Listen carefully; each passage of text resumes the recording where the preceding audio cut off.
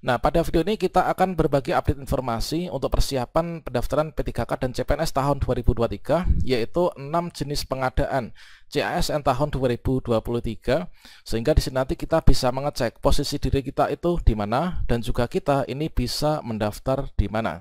Tentunya ini adalah merupakan informasi yang sangat penting yang mana calon pendaftar CPNS dan juga P3K di tahun 2023 ini wajib mengetahuinya ya.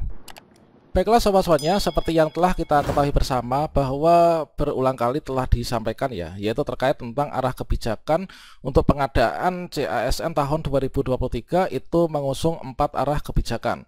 Nah, 4 arah kebijakan yang dimaksud itu yang pertama itu adalah fokus pada pelayanan dasar, yaitu guru dan juga tenaga kesehatan, sehingga untuk pengadaan guru dan tenaga kesehatan P3K ini nanti menjadi fokus utama dengan seoptimal mungkin ini untuk menyelesaikan ya permasalahan honorer atau non ASN yang sampai saat ini belum selesai. Yang kedua, namun demikian tetap nanti untuk PAN-RB itu memberikan kesempatan untuk rekrutmen talenta digital. Nah, talenta digital dan juga data scientist ya secara terukur. Kemudian untuk perekrutan CPNS itu tetap ada, namun secara sangat selektif. Kemudian mengurangi sedapat mungkin yaitu untuk rekrutmen jabatan yang akan terdampak oleh transformasi digital.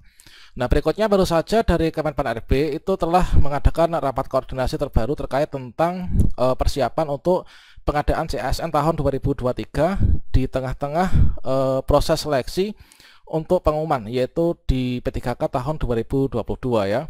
Nah, di sini disampaikan terkait tentang untuk rincian perencanaan kebutuhan CASN tahun 2023 ini adalah sudah disampaikan sedemikian ini. Ini adalah untuk alokasi, nanti formasi dan juga pengadaannya, jenis pengadaan yaitu untuk instansi pusat nanti akan membuka 2 ya teman-teman. Yang pertama itu adalah CPNS, kemudian juga membuka P3K. Inilah untuk penempatan di pemerintah pusat. Untuk di sini untuk CPNS itu adalah yang dibuka hanya dalam bidang kehakiman, kemudian dalam bidang kejaksaan dan juga dalam bidang intelijen. Kemudian untuk kuota yang ditetapkan di sana nanti akan ditetapkan pada dalam SK PAN-RB ya. Untuk pusat itu ada 80 ribuan sekian, sehingga untuk pembagiannya untuk CPNS ini ada 24 ribuan. Kemudian untuk P3K pusat ini ada 56 ribuan ya. Kemudian untuk instansi di daerah ini adalah ada pembukaan 3 jenis ya, yaitu yang pertama ada P3K guru, jumlahnya adalah sekian, ini formasinya keseluruhan nanti secara nasional. Kemudian untuk yang P3K tenaga kesehatan ini tetap membuka yaitu nanti 327 ribuan sekian. Untuk P3K teknis itu membuka nanti jumlahnya sekian. Nah, di sini untuk sekolah kedinasan ya, ini nanti akan ada 6 ribuan formasi, sehingga total formasi yang disiapkan dari PAN-RB di tahun 2023 totalnya adalah 1.030.501 teman. Nah, dari semua jenis pengadaan yang ada di sini ini adalah kita bisa kerucutkan yaitu ada 6 jenis seleksi CASN, dan tentunya di sana itu ada yang sistem seleksinya itu terbuka dan juga tertutup. Nah, kira-kira kita posisinya di mana dan kita bisa mendaftar di mana? Nah, di sini kita mulai dari yang pertama yaitu ada 6 jenis pengadaan CASN di tahun 2023 ini, yaitu meliputi CPNS dan juga P3K. Tentunya nanti kita bisa mempersiapkan diri ya.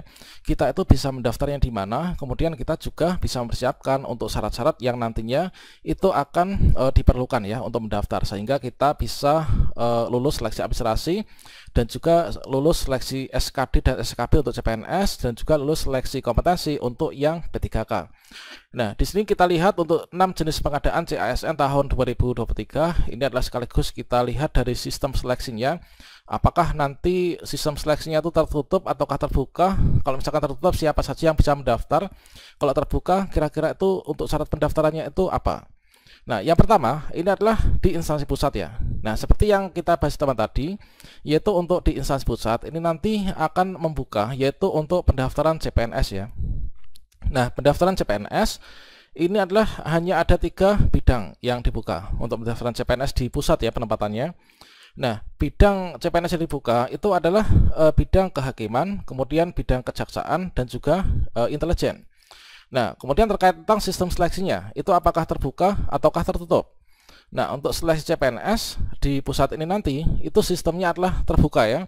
Artinya siapapun ini bisa mendaftar ya, asalkan kita memenuhi persyaratan sesuai dengan bidang jabatan yang nantinya kita lamar. Nah, persyaratannya misalkan apa? Kalau misalkan kita itu ingin mendaftar di bidang kehakiman misalkan, inilah misalkan dari Kementerian Kehakiman atau Hukum dan HAM, maka tentunya di sini kita harus memiliki apa? Memiliki ijazah yang sesuai ya, yang relevan. Tentunya nanti akan disampaikan secara rinci ketika pendaftaran sudah dibuka. Namun kita perlu bisa bersiap-siap ya. Kemudian bidang kejaksaan juga demikian, dan juga untuk bidang intelijen juga demikian. Artinya tidak terbatas kita itu berada di domisili mana, kemudian kita dari mana, kita ini berapa untuk usia, itu tetap nanti persyaratannya maksimal usia 35 ya untuk mendaftar ini ketika pendaftaran dibuka. Jadi untuk seleksi CPNS tahun 2023 di instansi pusat ini nanti adalah sifatnya terbuka, teman-teman. Artinya di sini kita semua bisa mendaftar ya dalam seleksi CPNS di pusat ini. Kemudian untuk yang kedua, ini adalah pusat juga membuka yaitu P3K. Nah, untuk P3K di pusat itu nanti dilakukan secara terbuka atau tertutup. Nah, untuk seleksi P3K di pusat itu nanti akan dilakukan juga secara terbuka. Artinya kita semua ini bisa mendaftar ya. Yang penting nanti kita memiliki ijazah yang relevan dan linear dengan persyaratan yang disyaratkan dari instansi yang kita lamar nantinya untuk instansi pusat ini. Namun ini kita perlu ketahui bahwasanya untuk mendaftar P3K itu salah satu persyaratan yang harus dipenuhi itu adalah harus memiliki pengalaman kerja ya. Pengalaman kerja minimal 2 tahun, dan pengalaman kerja tersebut itu adalah relevan atau sesuai dengan formasi yang kita lamar, sesuai dengan ijazah yang kita miliki ya, yang digunakan untuk melakukan pendaftaran. Jadi syarat utama untuk P3K di pusat, meskipun seleksinya terbuka, itu adalah kita harus memenuhi persyaratan itu. Dan untuk yang seleksi di pusat itu masuknya dalam kategori seleksi P3K non guru ya, atau tenaga teknis. Nah, selanjutnya di sini untuk yang instansi daerah. Nah, nantinya di instansi daerah itu juga membuka pendaftaran. Nah, membuka pendaftaran untuk yang pertama ini adalah membuka pendaftaran untuk seleksi P3K guru ya. Nah, seleksi P3K guru ini sistem seleksinya terbuka atau tertutup, teman-teman. Nah, untuk P3K guru ini mengacu sesuai dengan pengalaman di tahun ini dan di tahun sebelumnya. Adalah untuk P3K guru itu fokus untuk menyelesaikan tenaga non ASN ya, atau tenaga honorer. Maka di sini untuk seleksi P3K guru itu adalah dilakukan secara tertutup. Nah, seleksi P3K guru dilakukan secara tertutup itu artinya hanya ada kategori-kategori pendaftar yang bisa mendaftar di sana. Ya, mana di sini seperti yang kita ketahui untuk mendaftar di P3K guru itu adalah dilihat dari untuk kriteria pendaftarnya itu adalah dari guru yang terdaftar di Dapodik ya. Entah itu dari guru sekolah negeri maupun juga guru sekolah swasta. Kemudian hanya diikuti dari lulusan PPG. Nah, lulusan PPG itu adalah yang telah memiliki sertifikat pendidik dan sardiknya itu terdaftar dalam Dirjen yaitu PPG ya. Kemudian untuk yang P3K kesehatan ini adalah nanti juga dibuka ya di instansi daerah. Berikutnya di sini nanti akan dilaksanakan yaitu juga secara tertutup. Nah, artinya di sini untuk untuk pendaftaran P3K guru dan juga nakes dilakukan secara tertutup semua ya. Artinya di sini yang bisa mendaftar di sana, yang bisa login ini adalah nanti ketika masuk ke SSCSN, ketika kita masukkan data NIK kita dan data kakak kita, maka nanti akan terdeteksi ya. Ini kita untuk yang P3K guru ini harus terdaftar di Dapodik. Untuk yang P3K kesehatan ini harus terdaftar di sistem pendataan SISDMK. Artinya nanti untuk teman-teman yang pendaftar P3K guru nanti akan langsung masuk ya. Di sini adalah pada data profil BNIK-nya, kemudian status prioritas akan tetap terjaga.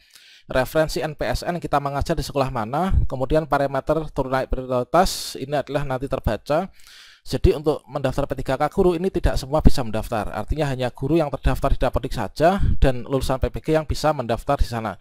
Dan informasi terbaru untuk tahun 2023 ini difokuskan untuk guru-guru yang terdaftar di Dapodik ya. Nah, kemudian untuk P3K kesehatan juga demikian, yaitu data profil BNIK, data STR, lokasi bekerjanya di mana, dan juga referensi fasilitas kesehatannya di mana. Ini adalah tertutup, ini adalah teman-teman untuk yang P3K guru dan juga kesehatan. Kemudian di daerah ini juga membuka pendaftaran untuk P3K teknis ya. Nah, untuk P3K teknis ini nanti akan dilaksanakan yaitu secara terbuka. Artinya nanti kita bisa mendaftar di sana. Yang penting ini sama ya persyaratan dengan yang P3K pusat, yaitu Kita harus memiliki apa? Yaitu selain memiliki ijazah yang relevan sesuai dengan formasi dilamar, kita juga harus memiliki yaitu pengalaman kerja minimal 2 tahun ya. Dan tentunya untuk pengalaman kerja yang diperlukan untuk mendaftar P3K pusat dan teknis, ini adalah pengalaman kerja yang dibuktikan dengan surat keterangan pengalaman kerja yang ditandatangani oleh pimpinan di mana dulu kita telah bekerja, teman-teman. Nah, selanjutnya yang terakhir ini adalah sekolah kedinasan. Nah, sekolah kedinasan ini nanti dilakukan yaitu secara terbuka ya. Nah, secara terbuka. Namun di sini perlu kita ketahui untuk sekolah kedinasan ini adalah hanya diikuti oleh adik-adik kita yang baru saja lulus ya, lulus dari pendidikan SMA sederajat, entah itu madrasah aliyah, kemudian SMA ataupun juga SMK. Dikarenakan untuk sekolah kedinasan itu dipersiapkan untuk kedepannya setelah lulus pendidikan ikatan dinas ini adalah nanti langsung diangkat menjadi CPNS ya, sesuai dengan bidang atau kementerian yang dilamar untuk mengikuti pendidikan sekolah kedinasan ini. Nah, misalkan saja di sini sebagai contohnya untuk sekolah dinasan ini adalah seperti yang di sini, yaitu kalau di bawah naungan Kementerian Keuangan itu ada Sekolah Tinggi Akuntansi Negara ya. Jadi setelah teman-teman lulus mendaftar sekolah kedinasan, lulus ikut pendidikan selama 4 tahun kalau misalkan S1, kemudian setelah itu nanti teman-teman langsung diangkat menjadi CPNS ya, yaitu ditempatkan di Kementerian Keuangan. Entah itu di Dirjen Pajak atau mungkin juga di kementerian. Namun masa depan teman-teman di sekolah kedinasan ini nanti akan sangat enak ya. Jadi lulus CPNS itu. Kemudian kalau misalkan di sini ada yaitu Kemenkes juga ya, ini juga membuka. Ini adalah nanti kita pantau untuk pendaftarannya sekitar bulan April nanti akan dibuka untuk SSCSN Dikdinnya atau sekolah kedinasan. Kemudian juga tentunya banyak kementerian yang membuka termasuk juga STPDN atau IPDN ya sekarang. Itulah membuka nanti kalau lulus ini kita di bawah naungan Kementerian Dalam Negeri ya. Entah itu nanti kita lulus menjadi Polisi Pamung Praja atau mungkin menjadi camat, lurah dan lain sebagainya. Nah, itulah terkait tentang 6 jenis pengadaan CASN 2023 dan sistem seleksinya bagaimana, persyaratannya bagaimana. Kita pantau progresnya secara berkala. Wassalamualaikum warahmatullahi wabarakatuh.